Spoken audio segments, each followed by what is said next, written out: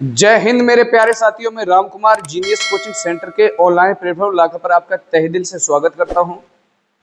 आज मैं हिंदी में संज्ञा लेके आया हूं, जो शब्द विचार पर मैंने आपको नेक्स्ट वीडियो में मतलब पिछली वीडियो में बता चुका हूं, और अगला आज का पार्ट रहेगा आपका जो संज्ञा पर आधारित रहेगा।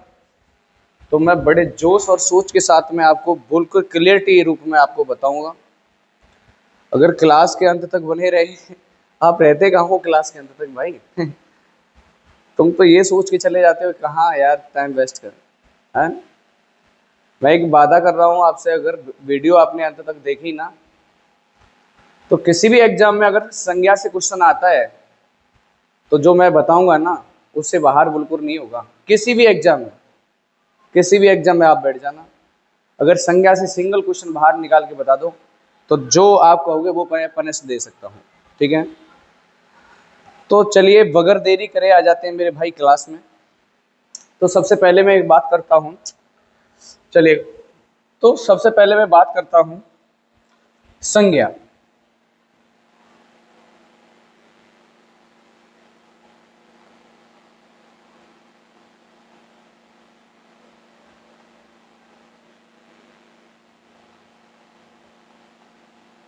संज्ञा है क्या? तो मैं आपको बताना चाहूं कि संज्ञा है क्या मेरे प्यारे भाई। किसी वस्तु या स्थान के नाम को ही क्या कहा जाता है? संज्ञा कहा जाता है। तो मैंने क्या बोला, इस तरीके से लिख लेता हूं, फिर मैं डिटेल में आपको लिखूंगा, ठीक है? संज्ञा क्या होती है मेरे भाई? संज्ञा होती क्या है? किसी वस्तु या व्यक्ति, किसी वस्तु या व्यक्ति या स्थान के नाम को संज्ञा कहते हैं।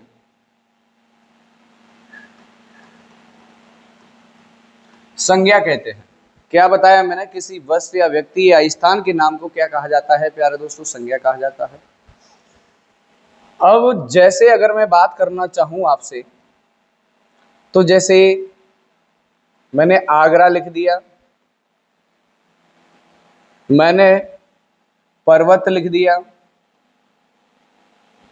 मैंने राम लिख दिया, ये सभी के सभी क्या हैं? आपके संज्ञा हैं। अब एक बात बताऊं कि संज्ञा मूल रूप से कितने प्रकार की होती है? प्रकार नहीं, मूल रूप क्या होते हैं? संज्ञा के रूप क्या है? संज्ञा के रूप क्या है? तो संज्ञा दो रूप से होती है, दो, यानी संज्ञा अगर हम बात कहें कि संज्ञा मूल रूप से, यानी संज्ञा के रूप क्या होते हैं, मूल रूप क्या होते हैं? संज्ञा के मूल रूप क्या होते हैं? तो मूल रूप आपके दो होते हैं। अगर मैं बात करूं कि मूल रूप, संज्ञा के मूल रूप की बात करूं तो कितने होते हैं? आपके दो होते हैं। कितने होते हैं मेरे प्यारे भाई? दो होते हैं। तो मैं आपको बताऊं संज्ञा के मूल रूप यानी भेद कितने होते हैं? दो होते हैं। मूल रूप या भेद कह सकते हैं, दो भेद होते हैं। एक होता है यथार्थ वाचक। यथार्थ वाचक जो होता है वो होता है आपका दृश्य। क्या होता है? आपका दृश्यवाचक होता है। एक होता है मेरे भाई भाव, भाववाचक।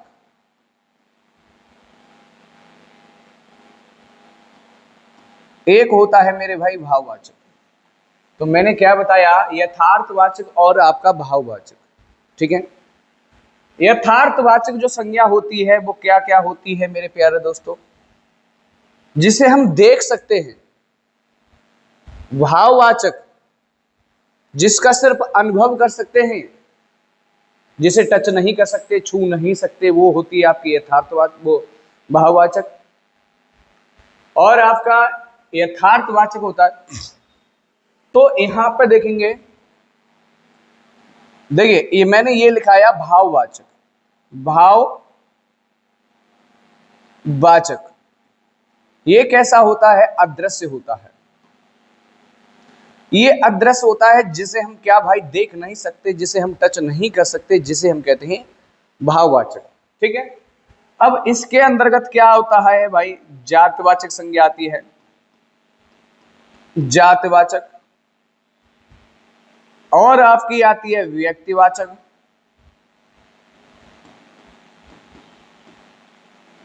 और एक आपकी आती है समूहवाचक, एक आपकी आती है द्रव्य द्रव या पदार्थ वाचक।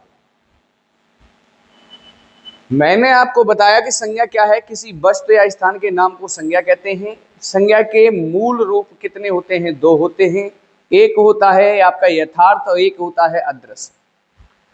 यानी अदृश्य यानी भाववाचक होता है, यथार्थ यानी दृश्य होता है। दृश्य में आपके कितने आते हैं? जातिवाचक संज्ञा आता है, और आपका क्या आती है? हाँ भाई, जातिवाचक संज्ञा आती है, उसके बाद समूहवाचक आती है, व्यक्तिवाचक आती है, द्रव्य या पदार्थवाचक संज्ञा इसके अंतर्गत आती है। अगली बात मैं कहूं आपसे, चले यहीं बन जाएगा। अगली बात कहूं मैं आपसे कि संज्ञा मूल रूप की बात करूं, संज्ञा मूल रूप या प्राचीन हिंदी के अनुसार, ऐसे वो मूल रूप से प्राचीन हिंदी के अनुसार, संज्ञा मूल रूप से प्राचीन हिंदी के अनुसार, प्राचीन हिंदी के अनुसार 5 प्रकार की होती है, 5 प्रकार की होती है, 5 प्रकार की होती है। संज्ञा मूल रूप से यानी प्राचीन हिंदी के अनुसार 5 प्रकार की होती है। वो 5 प्रकार आपके कौन कौन से हैं? एक है आपका जातिवाचक यानी व्यक्तिवाचक संज्ञा, ले लो व्यक्तिवाचक। एक है आपका जातिवाचक, एक है आपका समूहवाचक,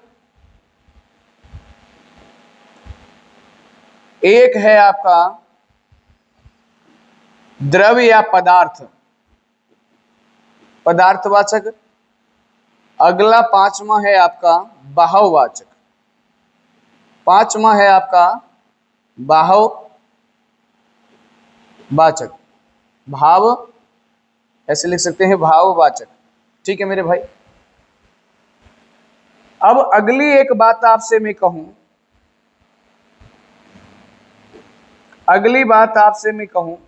ये नहीं दिखेगा,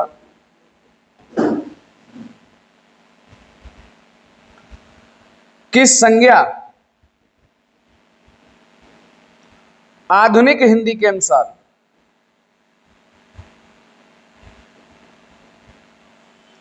या बोलूं नवीनतम,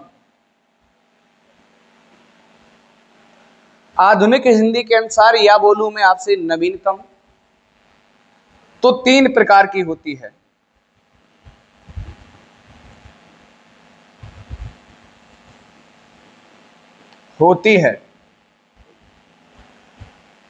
आपको जिससे समझ में आया होगा कि आधुनिक हिंदी या प्राचीन हिंदी के अनुसार संज्ञा कितने प्रकार की होती है? 3 प्रकार की होती है। अब मैं एक बात कहूं कि संज्ञा में बताने जा रहा हूं आधुनिक हिंदी या नवीनतम हिंदी के अनुसार। नवीनतम हिंदी के अनुसार जो होती है संज्ञा,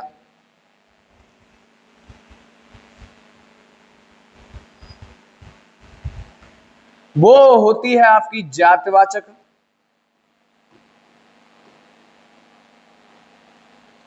अगली आपकी होती है जातिवाचक, जातिवाचक के बाद होती है व्यक्तिवाचक। चलो व्यक्तिवाचक पहले लिख लेता हूं, व्यक्तिवाचक। अगली होती है आपकी जातिवाचक, अगली होती है आपकी समूहवाचक। थोड़ा इधर लिख लेते, समूहवाचक। अरे भाई, जातिवाचक और यानी व्यक्तिवाचक लिख दिया मैंने, जातिवाचक लिखना है, जातिवाचक। और अगला लिख दिया मैंने भाववाचक। जातिवाचक जो संज्ञा है उसी के पार्ट मान लिए गए हैं आपके समूहवाचक,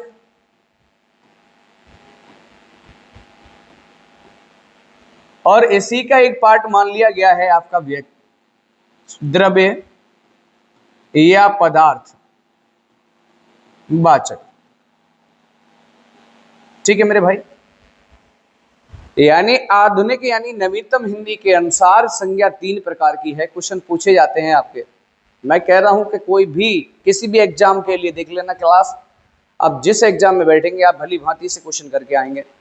ठीक है, तो मैंने आपको यह बताया कि संज्ञा यानी नवीनतम हिंदी के अनुसार 3 प्रकार की होती है, व्यक्तिवाचक, जातिवाचक, भाववाचक, समूहवाचक और द्रव्यवाचक।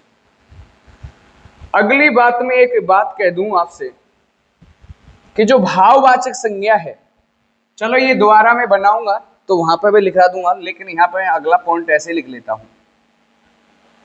जो भाववाचक,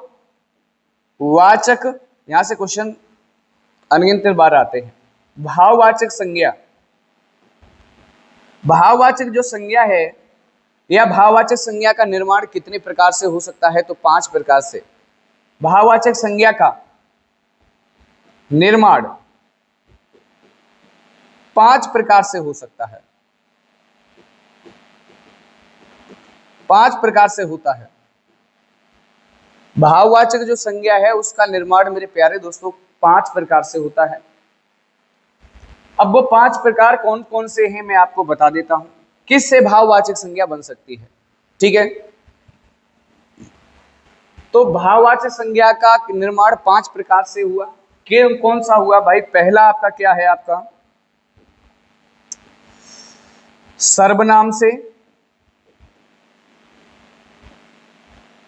दूसरा आपका क्रिया से, तीसरा आपका अव्यय से, चौथा आपका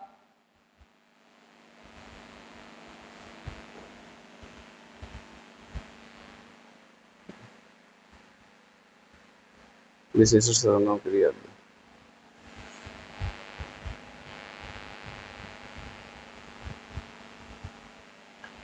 तो भाववाचक संज्ञा का निर्माण आपका कितने प्रकार से हुआ? 5 प्रकार से हुआ।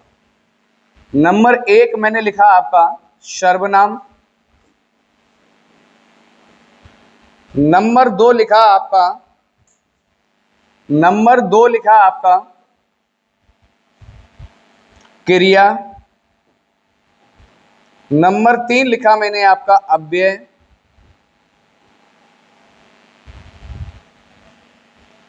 नंबर 4 लिखा आपका जातिवाचक,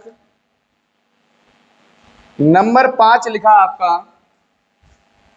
विशेषण। ये 5 प्रकार से आपका निर्माण हो सकता है। एक बात और यहां बता दूं आपको साथ साथ, अगर जातवाचक संज्ञा, यहां लिख देता हूं, यहां लिख देता हूं, ठीक है, यहां लिख देता हूं, यदि ऐसे लिखता हूं,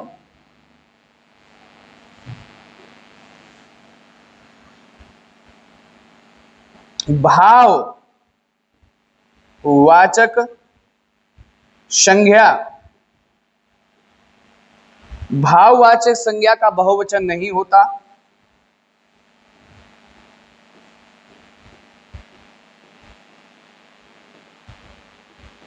यदि होगा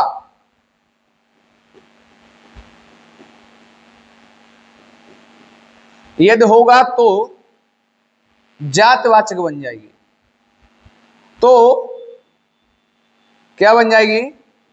जातवाचक संज्ञा बन जाएगी।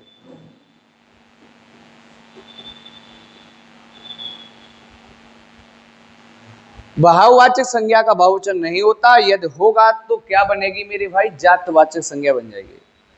इतनी बात आपको जिससे समझ में आई है।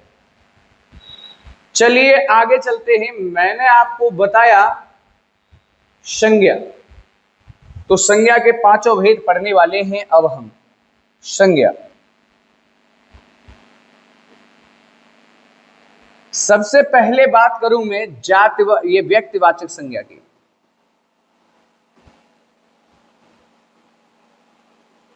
व्यक्तिवाचक जो संज्ञा होती है वो क्या होती है, जिन संज्ञा शब्दों से किसी वस्तु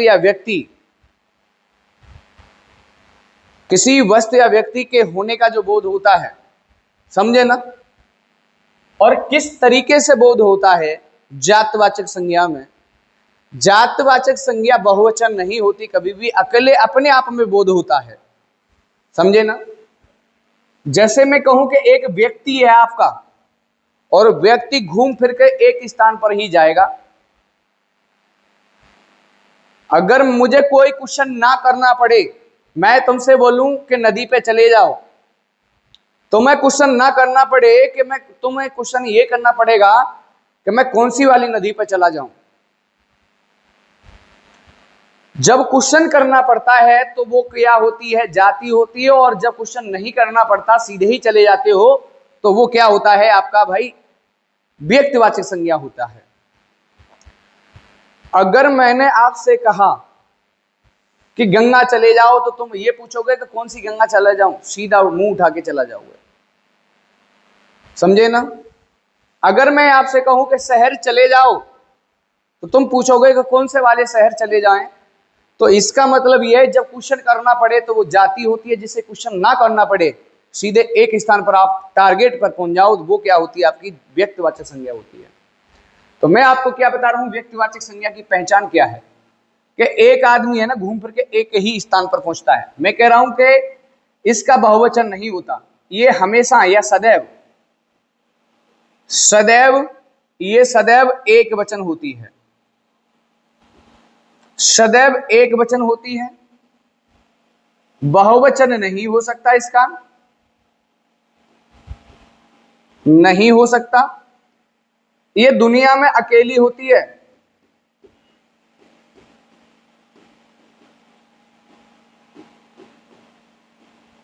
दुनिया में अकेली होती है, वो होती है आपकी व्यक्तिवाचक संज्ञा। ये बात आपको जिसे समझ में आई होगी, ठीक है। अगर मैं जैसे कहूं आपको एग्जाम के रूप में, राम कह दिया, अगर तुम कहोगे कि किसी का और का भी तो नाम होता है राम, नहीं भाई, राम एक प्रॉपर उस जैसा इंसान नहीं है। मैंने जिसका नाम लिया है उसका नाम हो सकता है, लेकिन उसकी कैटेगरी है ना, उस जैसी दूसरे में नहीं हो सकती।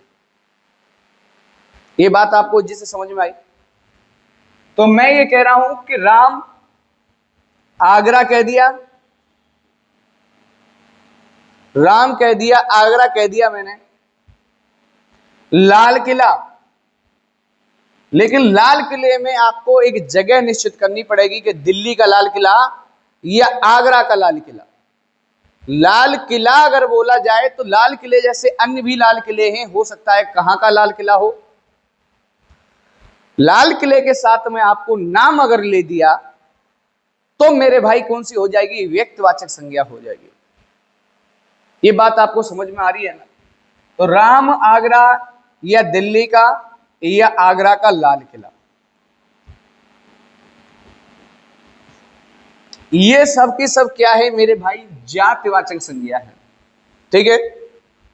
अब इसके बाद मैं बात करूं, अभी भी मैं बहुत चर्चा करूंगा एक क्वेश्चन आंसर लगा करके कि ये जातवाचक संज्ञा ही क्यों है, अन्य क्यों नहीं है। आप इस तरीके से ऐसे भी कह सकते हैं कि आंख बंद करके अगर किसी वस्तु पर हाथ रख दिया तो एकदम सडनली तुमने आंसर दे दिया कि ये वाली वस्तु है, तो वो आपकी कौन सी है मेरे प्यारे दोस्तों, यानी व्यक्तिवाचक संज्ञा है। अगर कोई सामने कुत्ता लेके आए, तुम्हारे सामने कुत्ता है, अगर कोई ये पूछे कि भाई ये क्या है, तुम क्या कहोगे, हाँ भाई क्या कहोगे, ये कहोगे ये कुत्ता है। अब कुत्ते में बहुत सारी ब्रांडें होती हैं, तो उस जैसे अन्य भी कुत्ता होते हैं, तो वो जातिवाचक संज्ञा है।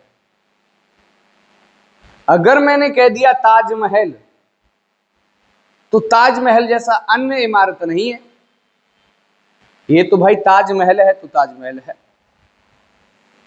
तो मैं कह रहा हूं कि राम, आगरा, लाल किला, ये क्या है? आपका व्यक्तिवाचक संज्ञा। इसी के साथ साथ मैं आपको बता दूं जातिवाचक संज्ञा क्या होती है। जातिवाचक संज्ञा, जातवाचक संज्ञा। अब जातवाचक जो संज्ञा होती है, इसमें व्यक्ति घूम फिर के एक स्थान पर नहीं पहुंच पाता। हर इसको क्वेश्चन करना ही पड़ेगा कि क्या करूं मैं, समझे ना। मैंने कहा कि पर्वत पे चले जाओ, तो वो पूछेगा कौन से वाले पर्वत पे चले जाएं भाई? माउंट है, किस पे चले जाएं? हिमालय पर्वत पे, अन्य पर्वत के बहुत सारे नाम होते हैं, किस पे चले जाएं? तो मैं कह रहा हूं कि भाई इसका बहुवचन होता है, बहुवचन होता है। ये दुनिया में एक से अधिक भी हो सकती हैं, एक से अधिक भी हो सकती हैं, अधिक भी हो सकती हैं। इस जैसे और भी हो सकते हैं, और भी होते हैं। ये दुनिया में व्यक्तिवाचक अकेली होती है। जैसे मैं कहूं आपको पर्वत, हिमालय का नाम, अगर हिमालय का नाम ले लिया तो एक प्रॉपर हो जाएगा। पर्वत नाम ले रहा हूं तो वो किस में है?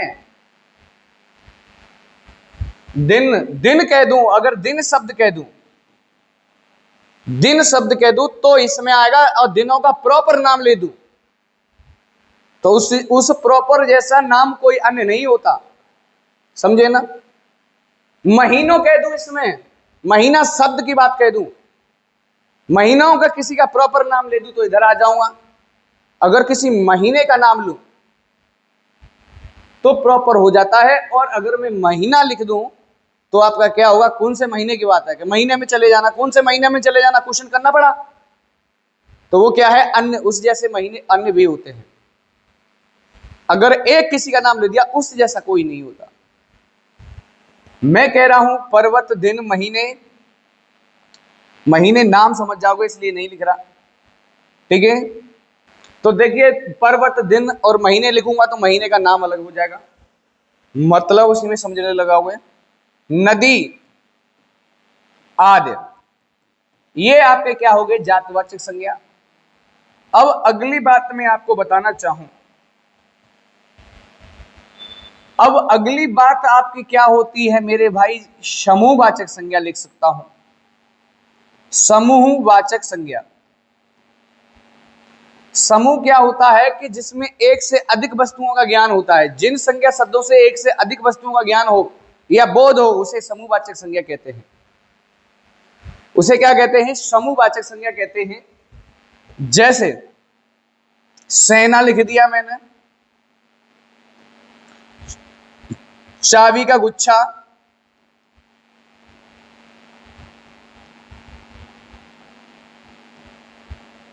ठीक है, अंगूर का गुच्छा भी हो सकता है,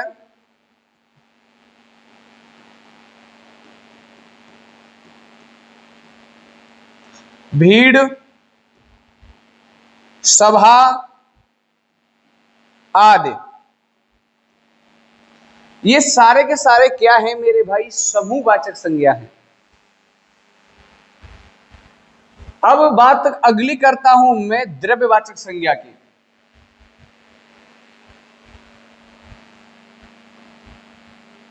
द्रव्य या पदार्थ,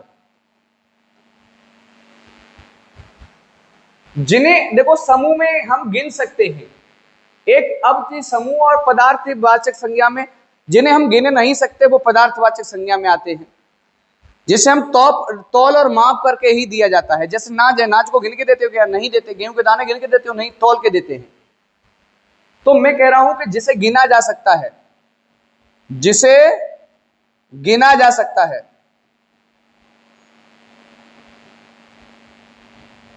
और जो द्रव्यवाचक संज्ञा है इसे मेरे प्यारे दोस्तों गिना नहीं जा सकता, गिना नहीं जा सकता, ये बात समझ लो, ठीक है।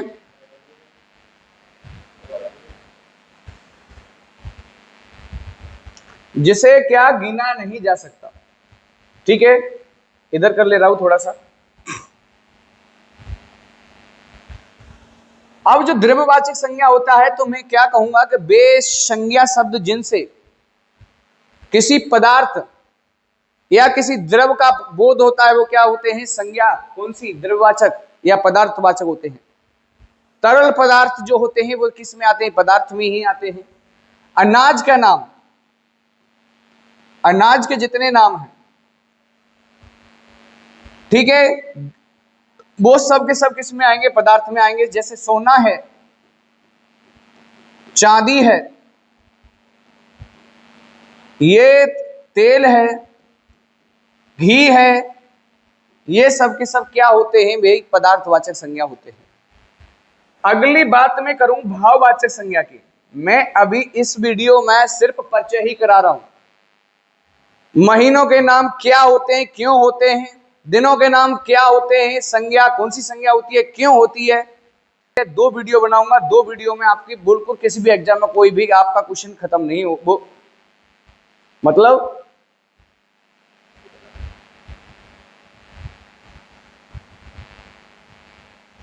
दो वीडियो में आपका किसी भी एग्जाम में कोई क्वेश्चन बाहर नहीं जाएगा, ठीक है भाई।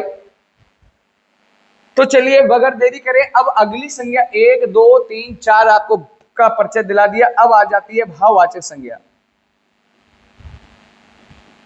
भाववाचक संज्ञा तो मैंने क्या बताया, किसी व्यक्ति के गुण दोष धर्म आदि का बोध कराने वाले शब्दों को ही क्या कहा जाता है मेरे भाई? भाववाचक संज्ञा कहा जाता है। गुण की अगर बात का ज्ञान हो, दोष की बात का ज्ञान हो,